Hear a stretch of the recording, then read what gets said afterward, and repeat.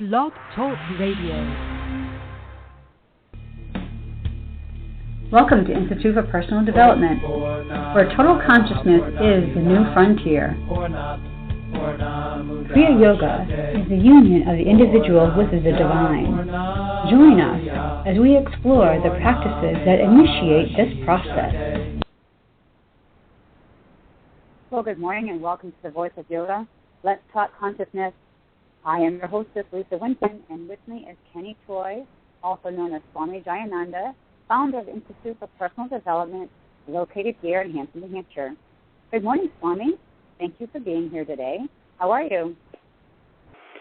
Good morning. I'm doing well. And how about you? I'm doing great. Well, I want to thank the listeners for tuning in. Well, today on the Voice of Yoga, we will be looking at the recent movie Hercules, and we're going to compare it to the labors of Hercules in astrological interpretation by Alice Bailey. We're going to go into the real meaning of the mythology of the hero's journey and how it demonstrates the plight of consciousness. Also, we'll discuss the missing aspects of Apotheosis and how it is affecting the world today. So let's first talk about the new movie that is out right now, Hercules. And I know you saw the movie, Swami, so tell us what your thoughts are about this movie. Yeah, I thought it was really interesting. Just the plot, the theme of the movie, wasn't the labors of Hercules, but it was, this is what happened to the hero after he had gone through his labors. And, the Hollywood image was just, in my opinion, just so far off point, that it really makes you wonder, do we even know what a hero is? Do we really know what a human in the adult state is? And what does it look like when one has undergone the changes of apotheosis? Because in the movie, Hercules becomes this mercenary soldier. This club for hire, that he's actually fighting for gold. And with regard to, the actual image of the human in the adult state, it's like we've been saying here. Humans in the adult state are virtuous by nature. So would the hero be, available to fight for money? Would that be something that would fall under, something that would be associated with this human who has become divine? Because even in yoga, say, for example, yoga begins with non-injury. Your first yama, non-injury. So how could the hero, even fill the bill? Mm-hmm. And a lot of it is it's just, the question is, like I'm saying, is do we understand what the hero is?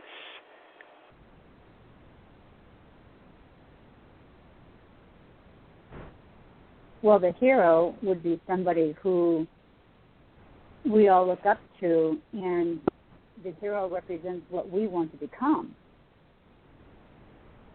Right. Right?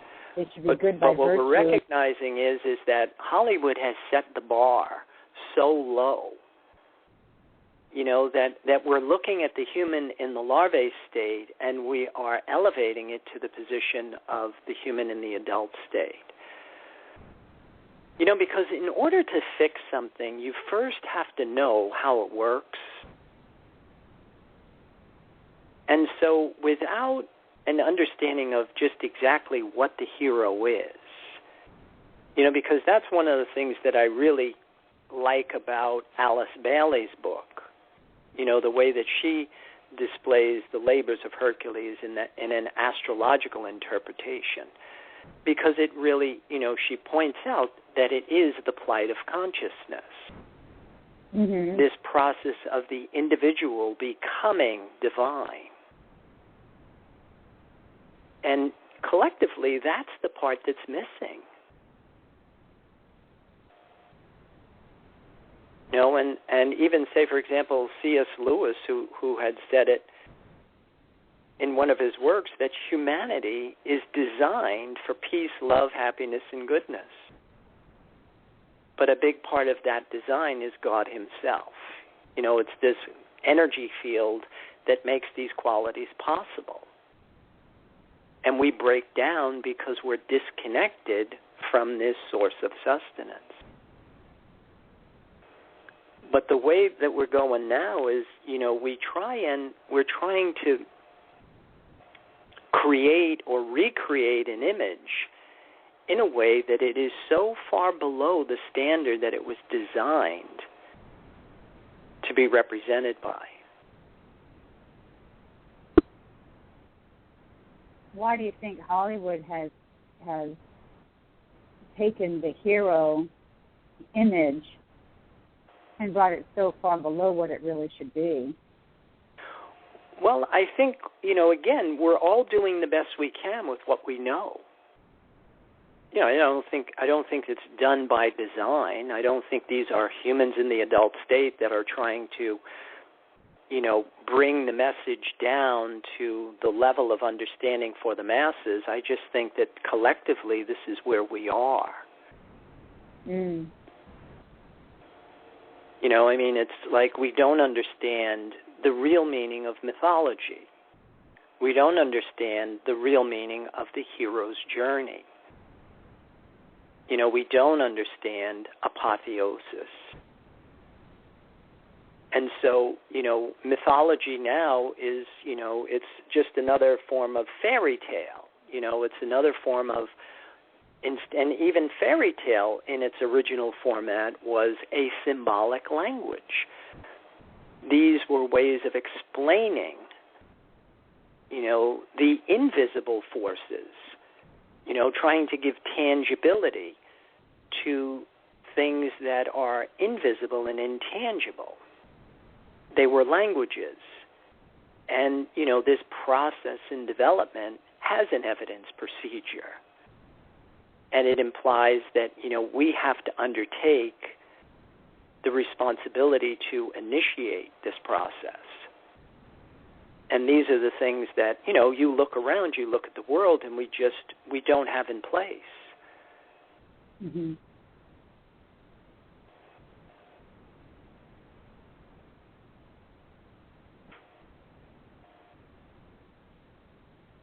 So if we look at Hercules in the labors of Hercules, now the mythology is that each labor that he comes up against is actually him conquering some part of his, I guess, psyche, if you will. Is that right? And that's why I think it works so well with the programs that we teach. Because we teach using, the formula that how we think is what we become, which means that your reality is a diagram of your inner subjective state. And to map out the inner subjective state, we use the chakra system. Your 7 major chakras spin off into 12 departments in your life, which ironically could be, lined up, which is what Alice Bailey did, and she assigned each of the labors to one of the signs of the zodiac. But what it does is it kind of gives you a well-laid out game plan in, how to undertake this process of going from unconscious awareness to self-conscious awareness to superconscious awareness. And also, lets us know that, there are things that we have to do, that this does not happen by itself. Because just living instinctually by thinking, breathing, eating, sleeping, fornicating, we survive, but we do not grow. And that's the part, that we keep, coming back to, that we have to initiate this process. And you're also going to need a game plan in order to do it. So the labors of Hercules, maps out this plight. And it kind of gives us a well-laid-out plan in how to become the human in the adult state. Now, in the labor of Hercules, he has to undergo each labor, and before he can move on to one, he's got to finish the one that he's on. He can't just kind of skip around. And I feel that's kind of like what we do as the general people, is that we're going to try this. We're going to try this spiritual way, and that's, I'm going to give that a month and a half, and then I'm going to go and I'm going to try this, and then I'm going to go try that, and then I'm going to, try all the psychic medium things that are out there. So people are just kind of bouncing around to one thing or another, where they never really, stick to one particular facet and then, figure that out and then move on to the next. So I guess to make a long story longer, what I'm trying to say is, for a person to go through those different levels of consciousness that you had mentioned, how do they even know that they're in, quote unquote, one of the labors to finish that to move on to the next one? Yeah. Well, again, coming back to what I had said, in order to fix something, you first have to know how it works. And that's one of the biggest problems, is that we do not have leadership. It's like, where do you go to learn to become a human in the adult state? Well, before, the community that was in charge of human development was our spiritual communities.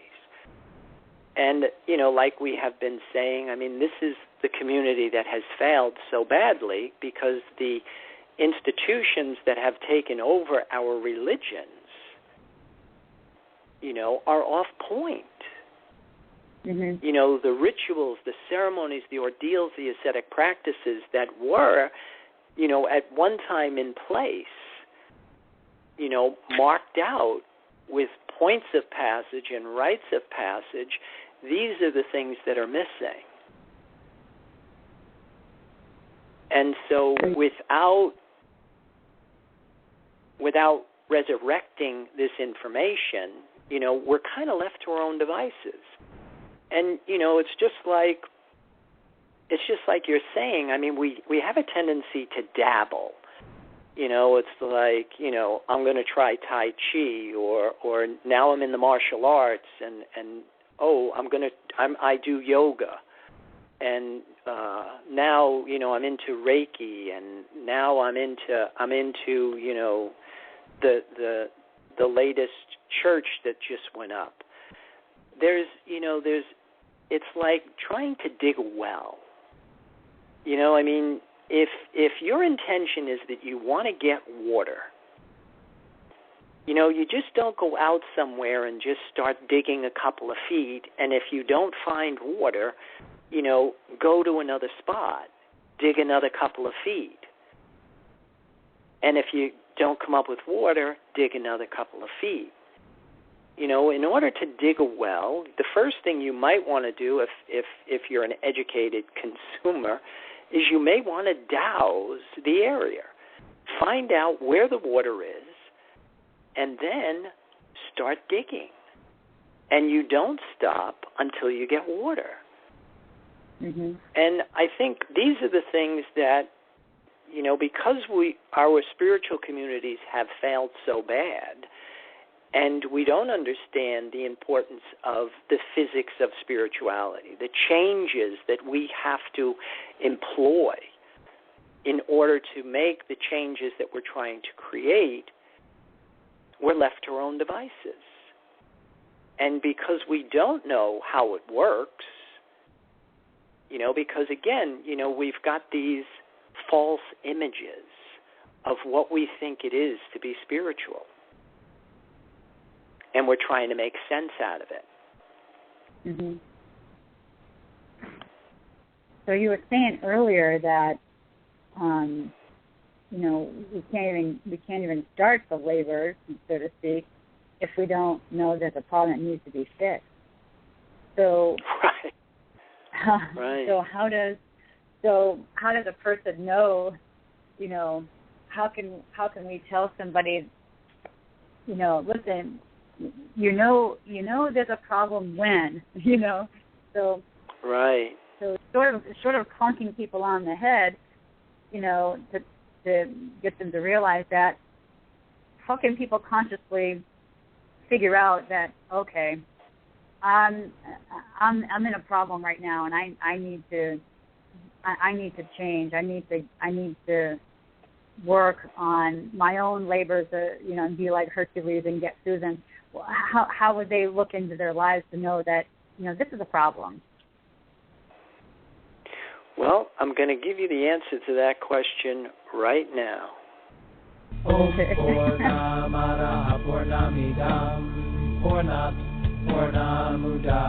If you are looking for a Samadhi-based experience, IPD Kriya Yoga has the goods. A complete yoga program that includes the practices and the process. Starting with the separation from mother, including the labors and tasks of the hero and the return as a whole person. Practice makes perfect only when practice is whole. Kriya Yoga is a path of action, knowledge, and devotion. Samadhi, or total consciousness, is experienced by knowing and doing with devotion. Call or click now and get started. 603-929-0303 or www.ipdtransform.com. Namaste.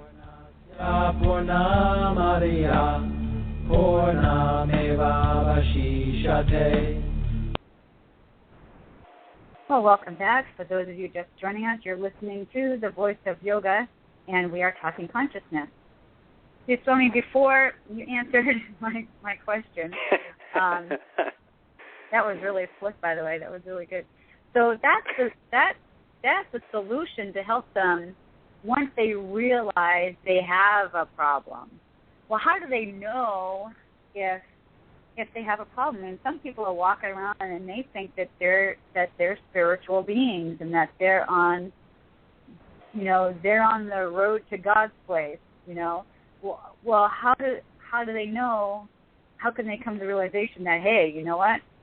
I got to make changes because I'm not what I think I am. What are the telltale signs that they're that like what you say, that they have a problem? Yeah, because that's what we talked about last week. The whole thing of avidya, ignorance. Mistaking the impermanent for the permanent, and substituting this intellectual devotional mirage for true spiritual reality. Because that's what has taken over. And it's really a hard thing to convince somebody when things in the outside world are seemingly going well. Especially based on the examples that we have.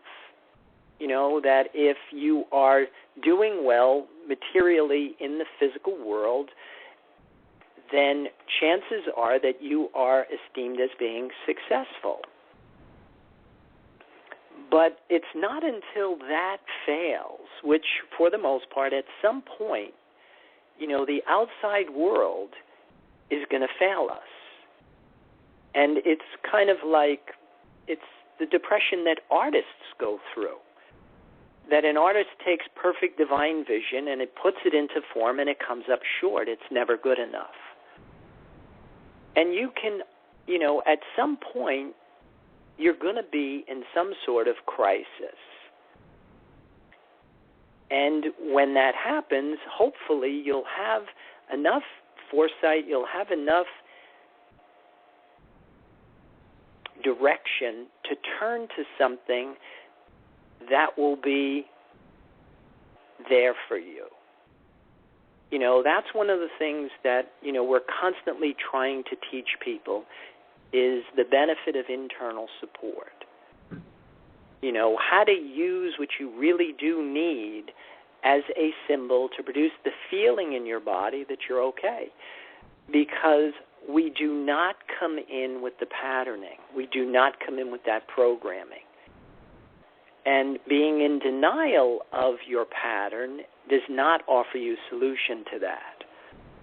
You know, that's why the labors of the hero are so important, because the change has to go deep enough. We have to change the reward circuits in our brains. We have to change the neurological pathways in order for us to receive this more subtle source of sustenance to validate ourselves. And then, of course, you know, that internal connection, that internal support produces a different entity. There is something different between the human in the larvae state and something different than the human in the adult state. And the barometer that you use to determine, you know, my level of consciousness, my degree of awareness is based on my nature.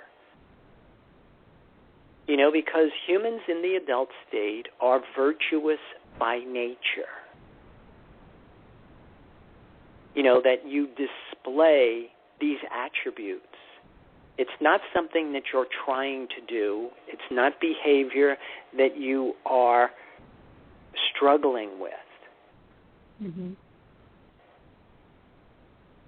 These are behaviors and aspects, you say, that should come naturally to the human in the adult state. Is that what you're saying? Right. And, of course, it does not come naturally to the human in the larvae state or the human in the chrysalis state. That's where all the struggling is coming. That's where the conflicts are coming from. Can you just do me a quick favor? I know we had talked about those states in previous shows, but can you just give a brief rundown for our listeners who might not have heard that before? You mean going from unconscious awareness to self-conscious awareness to superconscious awareness? Right, and then how you... Caterpillar, chrysalis, butterfly. Correct, because they may not understand what you mean. Yeah, because the hero's journey, you know, begins with the separation. You know, the boy separates from mother. And, of course, you know, again, you know, we've talked about this in earlier shows. We use masculine imagery, not gender-specific, but principle-specific, you know, because the boy is a Mercury image. The conscious mind has to separate from the pattern of the body and then undertake, you know, the refinement, the distilling, the purifying, the recalibrating of the pattern. And that's the whole thing of this plight of consciousness. And that's why, you know, in our system of yoga, I mean, we're enlisting skillful use of thought, skillful use of breath, skillful use of water, skillful use of food, skillful use of exercise. But it has very specific intention. And then the final stage of this apotheosis is, you know, that the hero returns to become king. You know, that the human is now in the adult state.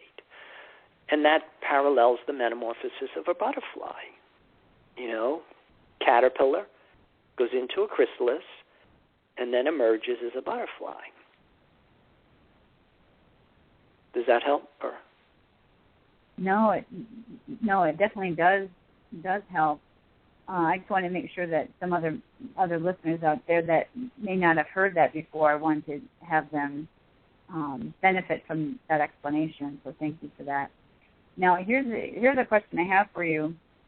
In our time, can you think of anybody that you would equate to being a hero or a human in the adult state? Well, to answer your question, I mean, I think of people like Gandhi, you know, I think of people like, you know, the American transcendentalists I thought were really good images. You know, I think those were, they were people that were really spot on with a lot of their teachings and writings. And you're talking about Thoreau. Would you consider him one of them? Yeah, Henry David Thoreau, Ralph Waldo Emerson, Bronson Alcott. You know, they seem to be, you know, the type of people that what I call walk the talk. You know, that you know, that there are a lot of people who can talk the talk, but then when it comes to walking the talk, you know, so there's a lot of, again, that intellectual devotional mirage, as opposed to people that undertake the process, you know, that they live the lifestyle.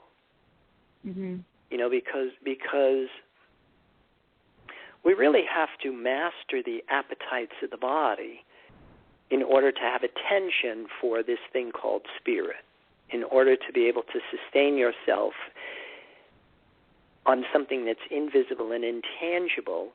You have to resonate to the frequencies of that vibration. You know, that's the physics of spirituality. And a lot of times there are people... Go ahead. No, I was going to say, and would you say that would be true with information that is in written form, like, say, information from Thoreau or Emerson, and even C.S. Lewis? I mean, if you're not a human in the adult state, you're totally not going to understand what it is that they're saying. Yeah, you know? say, for example, even C.S. Lewis. You know, I mean, I get a lot of really good information from C.S. Lewis, but whether he was a human in the adult state or not, that I do not know. I mean, because he did not have the lifestyle. You know, the whole thing of, in order to grow psychologically and spiritually, we have to rebirth the body in the life force. You know, there's a lot of really good information that's out there, but it's written by people that channel the information as opposed to walk the path. Oh, I see.